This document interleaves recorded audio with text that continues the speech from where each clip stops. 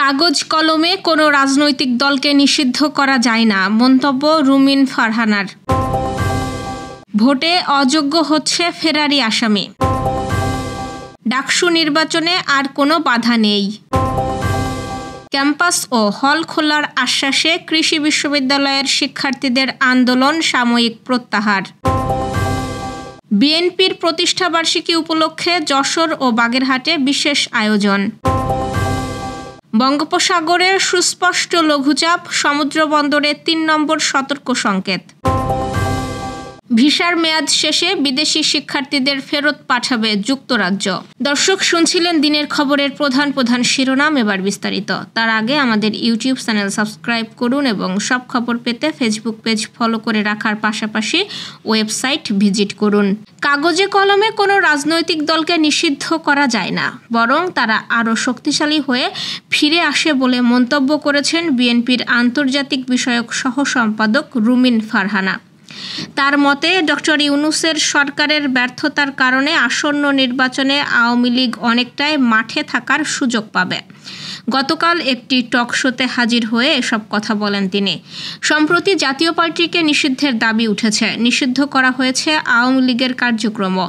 এইসব প্রসঙ্গে রুমিন ফারহানা বলেন, আপনি যদি ইতিহাসের দিকে তাকান, আপনি দেখবেন এই যে কাগজ আর কলম, এটা দিয়ে কোনো রাজনৈতিক দলকে আপনি নিষিদ্ধ করতে পারবেন না। রাজনৈতিক দল কাগজ কলম দিয়ে আজ পর্যন্ত পৃথিবীর ইতিহাসে নিষিদ্ধ হয় নাই।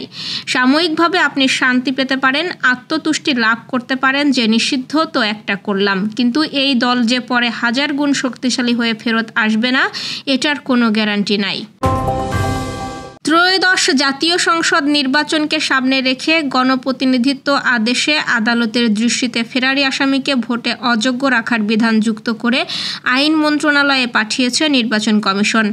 ইসির সংশ্লিষ্ট কর্মকর্তারা জানিয়েছেন, আরপিওতে যোগ্যতা অযোগ্যতার আগে ব্যক্তি কোনো অপরাধের কারণে সাজা পেলেই কেবল নির্বাচনে প্রার্থী হওয়ার অযোগ্য হতেন। তবে নতুন এই বিধানের ফলে মামলার রায় ঘোষণার আগে শুনানিতে অনুপস্থিতির দায়ে আদালত কাউকে পলাতক ঘোষণা করলে তিনি প্রার্থী হওয়ার যোগ্যতা হারাবেন।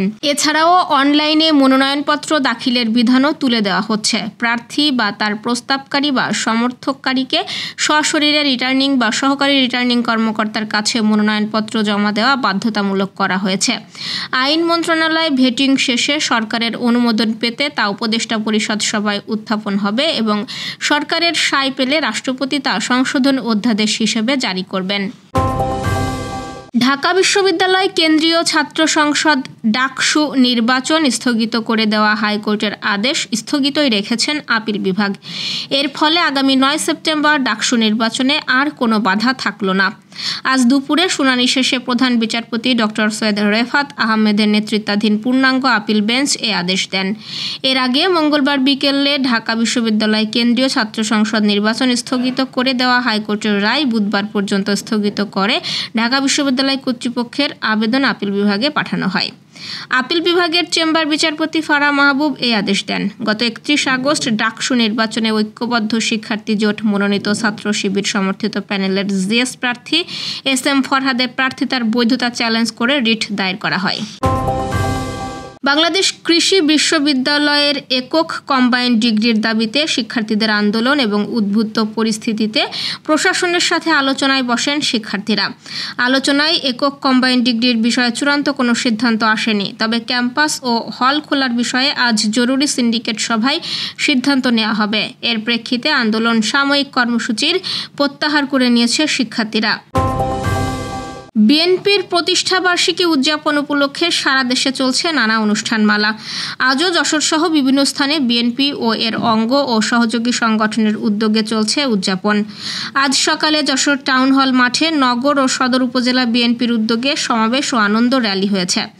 টাউন হলে সমাবেশে প্রধান অতিথি ছিলেন বিএনপির ভাইস চেয়ারম্যান অধ্যাপক নার্গিস বেগম। সমাবেশে সভাপতিত্ব করেন নগর বিএনপির সভাপতি রফিকুল ইসলাম চৌধুরী মুল্লুকচাঁদ। প্রধান বক্তা ছিলেন খুলনা বিভাগীয় ভারপ্রাপ্ত সাংগঠনিক সম্পাদক অনিন্দ্য ইসলাম অমিত। সমাবেশ শেষে র্যালি বের হয়। র্যালিটি টাউন হল মাঠ থেকে বের হয়ে শহরের বিভিন্ন সড়ক প্রদক্ষিণ করে পুরাতন খুলনা বাস স্ট্যান্ডে গিয়ে শেষ হয়। সেখানেও সংক্ষিপ্ত সমাবেশে বক্তব্য রাখেন বিভিন্ন পর্যায়ের নেতৃবৃন্দ। বাঘারপাড়া থেকে আমাদের স্টাফ রিপোর্টার চন্দন দাস জানিয়েছেন, উপজেলা সদরে প্রতিষ্ঠা বার্ষিকীর অনুষ্ঠানে দলটির কয়েক হাজার নেতাকর্মীর সমাগম ঘটে। আলোচনা ও র্যালি অনুষ্ঠিত হয়েছে বাঘারপাড়ায়। উপজেলা বিএনপির ব্যানারে অনুষ্ঠানের সভাপতিত্ব করেন উপজেলা শাখার সভাপতি তানিয়া রহমান। প্রধান অতিথি ছিলেন যশোর জেলা বিএনপির সভাপতি অ্যাডভোকেট সৈয়দ সাবেরুল হক সাবু। অনুষ্ঠানে প্রধান বক্তা ছিলেন কেন্দ্রীয় কৃষক দলের সিনিয়র যুগ্ম সম্পাদক ও কেন্দ্রীয় বিএনপির সদস্য ইঞ্জিনিয়ার টিএস আয়ুব। প্রতিনিধি এম ফিরোজ জানিয়েছেন, বাগেরহাটের মংলায় বর্ণাঢ্য র্যালির আয়োজন করা হয়। পৌর বিএনপির উদ্যোগে শ্রমিক কর্মচারী সংঘ চত্বর থেকে র্যালি শুরু হয়ে শহরের প্রধান প্রধান সড়ক প্রদক্ষিণ করে। র্যালিতে নেতৃত্ব দেন মংলা পৌর বিএনপির সভাপতি জুলফিকার আলী এবং সাধারণ সম্পাদক মাহবুবুর রহমান মানিক। এছাড়াও উপস্থিত ছিলেন পৌর বিএনপির সাংগঠনিক সম্পাদক নাসির তালুকদার, পৌর মহিলা দলের সভানেত্রী কমলা বেগম সহ বিএনপির বিভিন্ন অঙ্গ ও সহযোগী সংগঠনের নেতৃবৃন্দ। উত্তর পশ্চিম বঙ্গোপসাগর ও তৎসংলগ্ন এলাকায় অবস্থানরত লঘুচাপটি আজ সকাল ৬টায় সুস্পষ্ট লঘুচাপে পরিণত হয়ে একই এলাকায় অবস্থান করছে বলে জানিয়েছে আবহাওয়া অফিস। পূর্বাভাসে বলা হয়, সুস্পষ্ট লঘুচাপটি পশ্চিম উত্তর দিকে অগ্রসর হতে পারে। এর প্রভাবে উত্তর বঙ্গোপসাগর এলাকায় বায়ুচাপের তারতম্যের আধিক্য বিরাজ করছে। উত্তর বঙ্গোপসাগর, বাংলাদেশের উপকূলীয় এলাকা ও সমুদ্র বন্দরসমূহের ওপর দিয়ে দমকা অথবা ঝোড়ো হাওয়া বয়ে যেতে পারে। এদিকে চট্টগ্রাম, কক্সবাজার, মংলা ও পায়রা সমুদ্র বন্দর সমূহকে ৩ নম্বর স্থানীয় সতর্ক সংকেত দেখাতে বলা হয়েছে। উত্তর বঙ্গোপসাগরে অবস্থানরত মাছ ধরার নৌকা ও ট্রলার সমূহকে পরবর্তী নির্দেশ না দেওয়া পর্যন্ত উপকূলের কাছাকাছি এসে সাবধানে চলাচল করতে বলা হয়েছে। এদিকে সকাল ৯টা থেকে সন্ধ্যা ৬টা পর্যন্ত নদী বন্দরের জন্য দেয়া পূর্বাভাসে বলা হয়, খুলনা, বরিশাল, পটুয়াখালী, নোয়াখালী, কুমিল্লা, চট্টগ্রাম ও কক্সবাজার জেলার ওপর দিয়ে দক্ষিণ পূর্ব অথবা দক্ষিণ দিক থেকে ঘন্টায় ৪৫ থেকে ৬০ কিলোমিটার বেগে অস্থায়ীভাবে দমকা অথবা ঝোড়ো হাওয়া বয়ে যেতে পারে। সেই সঙ্গে বৃষ্টি অথবা বজ্রসহ বৃষ্টি হতে পারে। ভিসার মেয়াদ শেষ হওয়ার পর যেসব বিদেশি শিক্ষার্থী যুক্তরাজ্যে অবস্থান করছেন তাদের কঠোরভাবে নিজ দেশে ফেরত পাঠাতে শুরু করেছে দেশটির সরকার। সম্প্রতি এক বিবৃতিতে যুক্তরাজ্যের স্বরাষ্ট্র মন্ত্রণালয় এই তথ্য নিশ্চিত করেছে।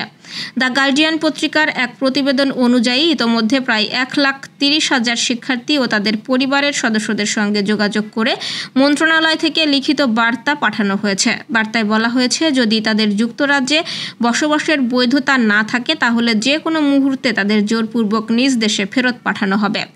লিখিত বার্তায় আরও বলা হয়, যদি ভিসার মেয়াদ শেষ হয়ে থাকে এবং আশ্রয়ের আবেদনও ত্রুটিপূর্ণ হয় তাহলে তা অবিলম্বে বাতিল করা হবে এবং কোনো প্রকার সহায়তা দেওয়া হবে না। স্বরাষ্ট্র মন্ত্রণালয় স্পষ্ট করে জানিয়েছে, যারা স্বেচ্ছায় চলে যাবেন না তাদের জোর করে পাঠানো হবে। দর্শক, এই ছিল দুপুরের আয়োজন। রাতের খবর দেখার আমন্ত্রণ রইল। সেই সঙ্গে এতক্ষণ সাথে থাকার জন্য ধন্যবাদ।